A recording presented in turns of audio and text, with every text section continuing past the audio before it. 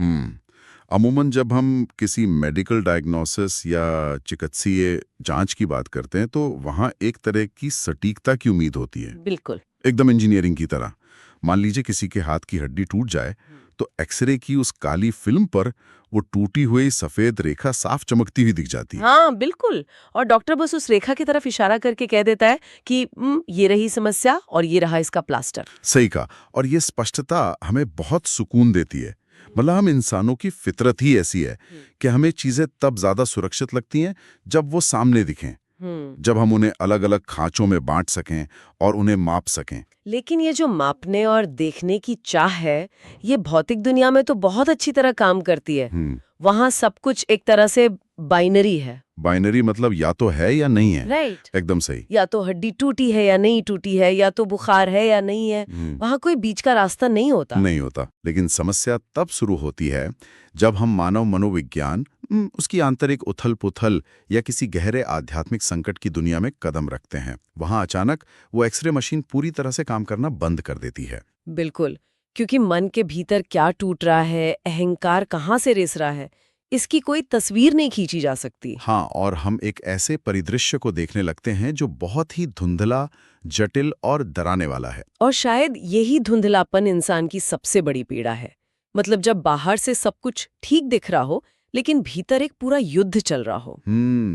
और इसी आंतरिक युद्ध को समझने के लिए आज की हमारी इस विस्तृत चर्चा में हम जिस स्रोत सामग्री की परतें खोलने वाले हैं, वो कोई आधुनिक मनोविज्ञान का शोध पत्र नहीं है। बिल्कुल नहीं, बल्कि ये सदियों पुरानी स्वयं सेवकों द्वारा डिजिटल रूप में सहेजी गई एक कालजयी रचना है, गोस्वामी तुलसीदास जी द्वारा रचित विनय पत्रिका। जब मैंने पहली बार इन स्रोतों को पढ़ना शुरू किया तो मुझे लगा कि ये महज एक धार्मिक स्तुति गान होगा। हाँ। लेकिन गहराई में जाने पर एक बहुत बड़ा सुखद आश्चर्य हुआ। हाँ, क्योंकि ये सिर्फ एक किताब नहीं है ना? बिल्कुल। ये बाकायदा तैयार की गई एक याचिका या पिटिशन है।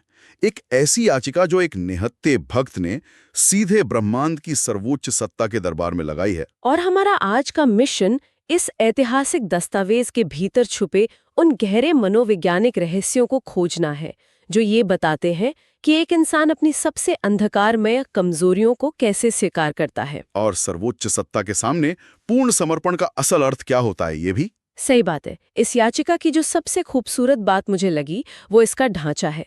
तुलसीदास जी ने इसे किसी भावुक प्रलाप की तरह नहीं, बल्कि एक बेहद सुविचारित दरबारी व्यवस्था के तहत लिखा है। मतलब अगर आप किसी सर्वोच्च सत्ता से कुछ मांग रहे हैं तो उसके कुछ नियम होते हैं, एक पदानुक्रम या हायरार्की होती है जिसका पालन करना होता है। बिल्कुल। स्रोत सामग्री में ये स्पष्ट दिखता है कि विनय पत्रिका की शुरुआत सीधे मुख्य देवता यानी श्री राम की स्तुति से नहीं होती। हाँ, ये बात मुझे भी बहुत अनोखी लगी। मतलब आप सीधे जाकर राजा का दरवाजा नहीं खटखटा सकते। सही कहा। पाठ की शुरुआत गणेश, सूर्य, गंगा, यमुना, काशी और चित्रकूट जैसी शक्तियों और स्थानों की स्तुति से होती है। ये उस दौर की दरबारी संस्कृति को तो दर्शाता ही है, साथ ही ये एक क्रमिक मानसिक तैयारी भी है। लेकिन इन सब में शिव स्तुति वाला जो हिस्सा है वो सबसे ज्यादा सोचने पर मजबूर करता है। ओह, शिव की स्तुति के पद तो इस रचना के सबसे मजबूत स्तंभों में से एक हैं। तुलसीदास जी शिव को केवल एक संहारक के रूप में नहीं देखते। तो किस रूप में देखते हैं? वो उन्हें अत्यंत उदार और कालकूट यानी सबसे भयानक विष पीने वाले देव के रूप में चित्रित करते हैं।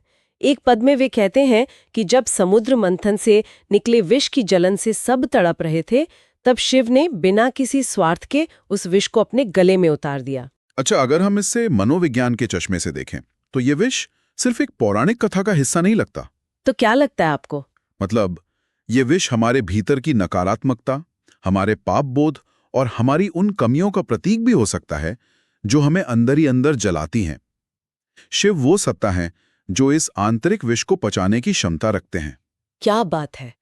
यह एक बहुत ही सटीक विश्लेषण है।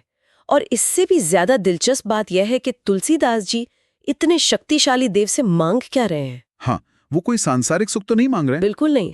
वे शिव से कोई धन दौलत, सिद्धियां या जन्म मरण के चक्र से मुक्ति भी नहीं मांग रहे हैं। वे प्रार्थना करते हैं कि हे शिव, मुझे केवल श्री राम के चरणों में प्रेम प्रदान करें। तो वे शिव की अपार शक्ति का उपयोग सिर्फ एक सिफारिश के लिए कर रहे हैं। हाँ, बिल्कुल ऐसा ही है। अगर इसे आज के दौर के एक रूपक से समझें तो ये बिल्कुल वैसा है जैसे कोई कर्मचारी किसी बहुत बड़े संगठन के सबसे अनुभवी और दयालु सीनियर मैनेजर के पास जाता है। और वो प्रमोशन नहीं मांगता। बिल्कुल। वो कर्मचारी उस मैनेजर से अपनी सैलरी बढ़ाने या अपनी गलतियों को छुपाने की मांग नहीं कर रहा है। वो सिर्फ इतना कह रहा है कि आप बहुत उदार हैं, क्या आप मुझे सीधे सीईओ की अच्छी नजरों में ला सकते हैं? सही बात है। और ये दृष्टिकोण तुलसीदास जी के मनोविज्ञान के बारे में एक गहरी बात बताता है कि वे अपनी पहुंच की सीमाओं को भली भांति जानते हैं। और सीमाओं का ये ज्ञान ही सच्ची बुद्धिमत्ता है। हाँ, जब आपको पता होता है कि आप सीधे सर्वोच्च शिखर तक नहीं पहुंच सकते, तब आपको मध्यस्थों की आवश्यकता होती है। ईश्वरीय दरबार में शुरुआती प्रवेश मिलने के बाद श्री राम तक बात पहुंचाने के लिए सबसे भरोसेमंद वकीलों की जरूरत पड़ती है। और यहीं पर इस याचिका में हनुमान जी और माता सीता की भूमिका उभर कर आती है ना? बिल्कुल। स्रोतों में हनुमान जी की बहुत विस्तृत स्तुतियां दी गई हैं। उन्हें संकट मोचक, संजीवनी लाने वाले और अपार ज्ञान विज्ञान के भंडार के रूप में पूजा गया है। वे राम के दरबार के मुख्य रक्षक हैं। एक बहुत ही प्रसिद्ध मान्यता है जिसका जिक्र अक्सर होता है, राम द्वारे तुम रखवारे, होत न आज्ञा बिनु पैसारे। हाँ, यानी उनके बिना उस दरबार में पत्ता भी नहीं खड़क सकता। प्रवेश तो बहुत दूर की बात है। हनुमान जी पूर्ण समर्पण और अनुशासित बल के प्रतीक हैं। वे दरबार के नियम तय करते हैं। लेकिन मैंने देखा कि इसके तुरंत बाद जब सीता स्तुति आती है तो पूरी कविता का स्वर एकदम से बदल जाता है। हाँ, ये बहुत बड़ा बदलाव है। हनुमान जी की स्तुति में जहाँ एक तरह का ओज और शक्ति है, वहीं सीता स्तुति बहुत ही कोमल, कूटनीतिक और भावुक है। तुलसीदास जी माता सीता से एक बहुत ही मार्मिक बात कहते हैं, कवोहुक अम्ब अवसर पाई, मेरियों सुधी दे आई भी। कभी उचित अवसर पाकर मेरी भी याद दिलाना। इस पंक्ति ने मुझे काफी देर तक रोके रखा। ये कितनी अद्भुत बात है कि तुलसीदास जी सही समय और सही अवसर की प्रतीक्षा कर रहे हैं। ये एक अत्यंत मानवीय और पारिवारिक ढांचा है। कैसे? आप इसे कैसे देखते हैं? ऐसा लगता है जैसे किसी घर में पिता या मुखिया बहुत सख्त हो, नियमों से बंधा हो, तो वहां माता की सिफारिश सबसे ज्यादा काम आती है, क्योंकि माता जानती है कि किस समय बात छेड़नी है। आपने जो ये पिता और माता का जो संदर्भ दिया ना, ये इस ग्रंथ के सबसे गहरे मनोवैज्ञानिक सत्यों में से एक को छूता है। अच्छा। हाँ, अगर हम ईश्वरीय व्यवस्था को देखें तो कठोर नियम, धर्म और न्याय राजा का यानी श्री राम का काम है। राजा को न्याय करते समय निष्पक्ष होना पड़ता है, लेकिन क्षमा, ममता और करुणा माता का यानी सीता का स्वभाव है। तो तुलसीदास जी न्याय से बच रहे हैं? एक तरह से हाँ। वे अपनी आंतरिक कमियों को इतनी अच्छी तरह जानते हैं कि उन्हें न्याय नहीं चाहिए। वे जानती हैं कि अगर उनका सामना सीधे न्याय के तराजू से हुआ तो उनके कर्मों का बहुत कड़ा हिसाब होगा और वे हार जाएंगी। इसलिए वे माता सीता के पास जाते हैं। बिल्कुल। वे जानते हैं कि जब माता सिफारिश करेंगी तो वहां कर्मों का बही खाता नहीं खोला जाएगा, बल्कि सिर्फ एक बच्चे की दीनता और उसकी पीड़ा देखी जाएगी। ये तो एक तरह से न्याय व्यवस्था को करुणा के माध्यम से बाईपास करने की बात हो गई। क्या आप ऐसा कह सकते हैं? तो अब स्थिति यह है कि हमारे वकील तय हो गए हैं, दरबार में प्रवेश की रूपरेखा बन गई है, लेकिन जब करुणा के सहारे दरवाजा खुली गया है तो असली याचिका में लिखा क्या है? यही तो सबसे दिलचस्प हिस्सा है। मतलब इंसान ऐसे मौके पर अक्सर लंबी उम्र, सुख शांति या शत्रुओं के नाश की मांग करता है, लेकिन यहाँ असली विलन कोई बाहरी दुश्मन नहीं है। ये याचिका खुद के मन के खिलाफ दायर की गई है। और यही वो बिंदु है जहां विनय पत्रिका एक साधारण प्रार्थना पत्र से उठकर एक शाश्वत मनोवैज्ञानिक ग्रंथ बन जाती है। यहाँ से विनय या आत्मनिवेदन के पद शुरू होते हैं। जहां तुलसीदास अपने मन की चंचलता को बिना किसी बचाव के स्वीकार करते हैं। राइट? हाँ, अपने पाखंड और वासनाओं को भी। वे अपने मन की तुलना मृग तृष्णा या मृग जल से करते हैं। ये मृगजल वाला रूपक बहुत शक्तिशाली है। रेगिस्तान की चिलचिलाती धूप में रेत पर पानी होने का भ्रम पैदा होता है और एक प्यासा हिरण उसी पानी की उम्मीद में भागता रहता है और भागते भागते अपनी जान दे देता है। तुलसीदास कह रहे हैं कि इंसान का मन भी क्षणिक सुखों, समाज की स्वीकृति और अनगिनत इच्छाओं के पीछे ऐसे ही भाग रहा है। और सबसे बड़ी त्रासदी ये नहीं है कि मन भाग रहा है। तो क्या है? त्रासदी यह है कि मन जानता है कि वहां पानी नहीं है, फिर भी वो रुक नहीं पाता। इसे ही वे कलयुग का प्रभाव कहते हैं, है ना? बिल्कुल। तुलसीदास जी कहते हैं कि एक ऐसा समय आ गया है जहां नैतिकता धुंधली पड़ गई है, पाखंड जीवन शैली बन गया है और लोग स्वार्थ के गहरे कुएं में गिर चुके हैं। लेकिन वे किसी समाज सुधारक की तरह दुनिया पर उंगली नहीं उठाते। नहीं, बिल्कुल नहीं। वो इस सारे पतन का केंद्र खुद को मान लेते हैं। वे खुद को सबसे बड़ा अपराधी घोषित कर देते हैं। और यही बात मुझे सबसे ज्यादा हैरान करती है। ऐसा क्यों?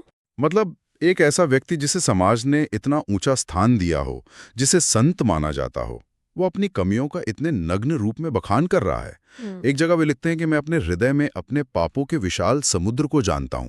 हाँ, ये बहुत गहरी बात है। कभी कभी मुझे संदेह होता है कि क्या ये सिर्फ एक कवि की कला है, खुद को जानबूझकर छोटा दिखाने की कोई काव्यात्मक शैली, ताकि लोगों की सहानुभूति मिल सके। हाँ। या फिर ये माया के सामने मानव के अहंकार को पूरी तरह से तोड़ने की कोई सोची समझी मनोवैज्ञानिक प्रक्रिया है। इसे महज एक काव्यात्मक शैली समझना इस ग्रंथ के साथ अन्याय होगा। ये दरअसल अहंकार को परत दर परत उखाड़ फेंकने की एक बहुत ही पीड़ादायक और सचेत प्रक्रिया है। मतलब आधुनिक थेरेपी की तरह। हाँ, बिल्कुल। अगर हम आज के मनोविज्ञान को भी देखें तो किसी भी व्यक्ति के ठीक होने की प्रक्रिया, चाहे वो कोई लत हो या कोई मानसिक आघात, तब तक शुरू नहीं हो सकती जब तक वो अपनी समस्या को पूरी तरह स्वीकार न कर ले। सही बात है, डिनाइल में रहकर तो कुछ नहीं सुधरता। तुलसीदास जी यहाँ एक बहुत सूक्ष्म बात कह रहे हैं। इंसान का सबसे बड़ा दुश्मन उसका बौद्धिक और आध्यात्मिक अहंकार है। यह सोचना कि मैं अपने ज्ञान से, अपने योग से या अपनी तपस्या से इस भवसागर को पार कर लूंगा, यही सबसे बड़ा भ्रम है। क्योंकि माया इतनी शक्तिशाली है कि वो बुद्धि को भी अपना गुलाम बना लेती है। बिल्कुल। इसलिए तुलसीदास अपने उस बौद्धिक अहंकार को पूरी तरह से तोड़ रहे हैं। वे कह रहे हैं कि मैं अपने प्रयासों से नहीं बच सकता। ये हार मानना नहीं है, बल्कि ये वास्तविकता को उसके सबसे नग्न रूप में स्वीकार करना है। ये एक बहुत ही कठोर सत्य है। जब आप अपनी बुद्धि और अपनी क्षमताओं पर से सारा भरोसा उठा लेते हैं, जब इंसान अपने ही प्रयासों से हार जाता है, तो फिर बचता क्या है? फिर एक अंतिम समाधान बचता है। उस घने अंधेरे में रोशनी की किरण कहाँ से आती है? इस याचिका का अंतिम तर्क क्या है? जब इंसान के सारे साधन विफल हो जाते हैं, जब ज्ञान, कर्म और योग सब साथ छोड़ देते हैं, तब वो अंतिम तर्क आता है, नाम की असीम शक्ति और ईश्वर का दीनों पर बिना शर्त दया करने वाला स्वभाव। गरीब निवाज। हाँ, तुलसीदास जी राम नाम को कलयुग का कल्प वृक्ष मानते हैं। एक ऐसा आश्रय जो तब मिलता है जब बाकी सारे दरवाजे बंद हो चुके हों। स्रोतों में मैंने पढ़ा कि वे अपने इस तर्क को सिद्ध करने के लिए बार बार कुछ विशेष पौराणिक पात्रों का उदाहरण देते हैं। वे अजामिल, गजराज यानी हाथी, शबरी और गीध यानी जटायु का जिक्र करते हैं। और इन उदाहरणों का चुनाव बहुत ही विशिष्ट लगता है ना? हाँ, बिल्कुल। दरअसल इन उदाहरणों का चुनाव ही इस याचिका की सबसे बड़ी कानूनी दलील है। जरा सोचिए, अजामिल एक ऐसा ब्राह्मण था जो अपने मार्ग से पूरी तरह भटक कर घोर पापी बन चुका था। गजराज महज एक पशु था। और शबरी एक वनवासी महिला थी जिन्हें समाज ने किनारे कर दिया था। और जटायु तो एक पक्षी थे। सही बात है। इनमें से किसी ने भी कोई महान वेद नहीं पढ़े थे, कोई कठोर योग या यज्ञ नहीं किया था। इनके पास समाज द्वारा तय की गई कोई आध्यात्मिक योग्यता नहीं थी। लेकिन जब मृत्यु या संकट सामने आया और उन्होंने अपनी पूर्ण असहाय स्थिति में केवल प्रभु को पुकारा, केवल नाम लिया, तो उस सर्वोच्च सत्ता ने उन सभी का उद्धार किया। बिल्कुल। तो तुलसीदास जी इस आधार पर अपना तर्क गढ़ते हैं कि प्रभु, आप पापी लोगों का उद्धार करने वाले हैं। अगर आपने अजामिल और गजराज को तारा है, तो मैं तो दुनिया का सबसे बड़ा पापी और असहाय व्यक्ति हूँ। मतलब तकनीकी और तार्किक रूप से मैं ही आपकी करुणा का सबसे पहला अधिकारी हूँ। हाँ, एकदम सही पकड़ा आपने। हाँ, एक मिनट। अगर कोई तार्किक व्यक्ति इस पूरी दलील को सुने तो उसके मन में एक बहुत स्वाभाविक सा संदेह उठ सकता है। कैसा संदेह? मतलब वो सोच सकता है कि ये तो अपनी जिम्मेदारी से पूरी तरह भागने वाली बात हो गई। क्या इसका मतलब ये है कि कर्मों का कोई मोल ही नहीं है? आप जीवन भर जो चाहे गलतियां करें, दूसरों को ठेस पहुंचाएं और अंत में बस ईश्वर का नाम ले लें और सब कुछ माफ हो जाएगा। क्या ये एक तरह का आध्यात्मिक शॉर्टकट नहीं है? यह संदेह उठना बहुत लाजिमी है। सतही तौर पर देखने पर यह कर्मों से भागने का एक आसान रास्ता ही लगता है, लेकिन तुलसीदास जी का दर्शन इतना हल्का नहीं है। वे यह बिल्कुल नहीं कह रहे हैं कि आप जानबूझकर छल कपट करें और फिर नाम की आड़ में छिप जाएं। तो फिर इसका असली मतलब क्या है? हमें यह समझना होगा कि नाम लेना केवल होठों से किसी शब्द का उच्चारण करना नहीं है।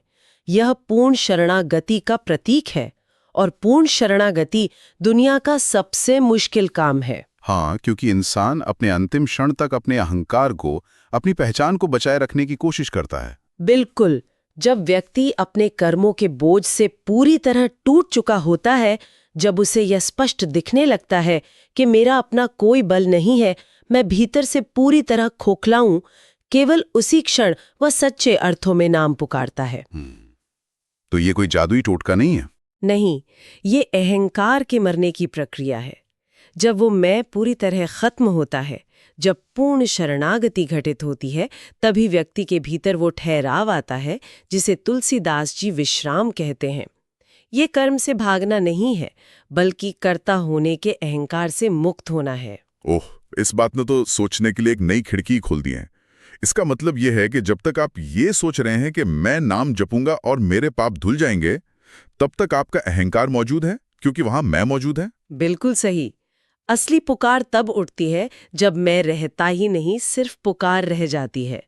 या कि आंतरिक शून्यता का प्रकटीकरण है, जब आप अपनी सारी चालाकियां छोड़ देते हैं। अगर हम आज की दुनिया की तरफ देखें, तो क्या विनय पत्रिका का ये संदेश आज के युग में और भी ज्यादा प्रासंगिक नहीं हो गया है? हाँ, मुझे भी ऐसा ही लगता है।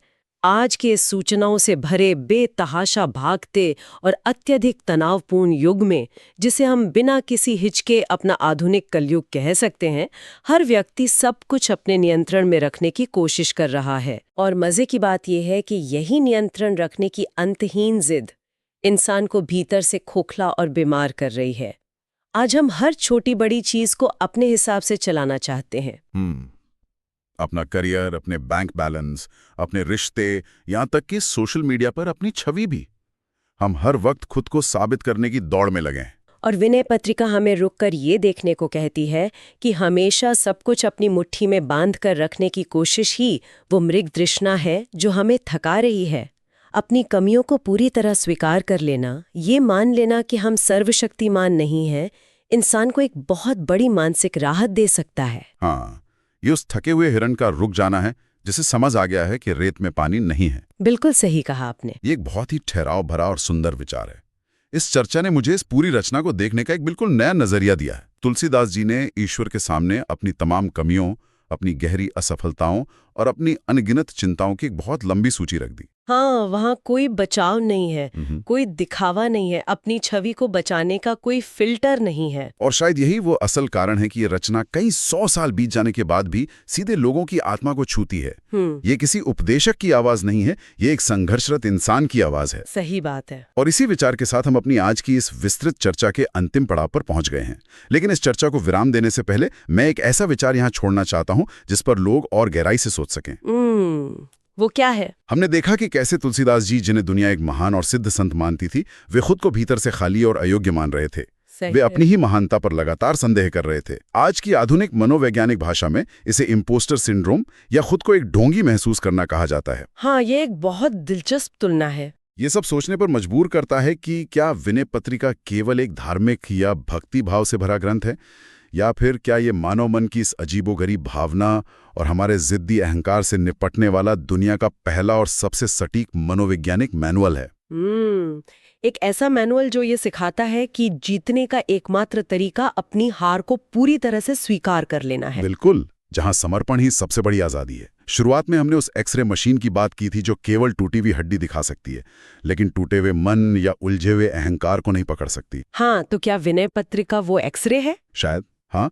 विनय पत्रिका शायद हमारी आत्मा का वो प्राचीन एक्सरे है जो हमारे भीतर के उस धुंधलेपन को न केवल पहचानता है बल्कि उसे स्वीकार करता है, और फिर उसी धुंधलके के बीचों बीच परम शांति का मार्ग खोज लेता है। बहुत ही खूबसूरत विचार है ये। इसी गहरे विचार के साथ हम आज की इस विस्तृत चर्चा को यहीं विराम देते हैं।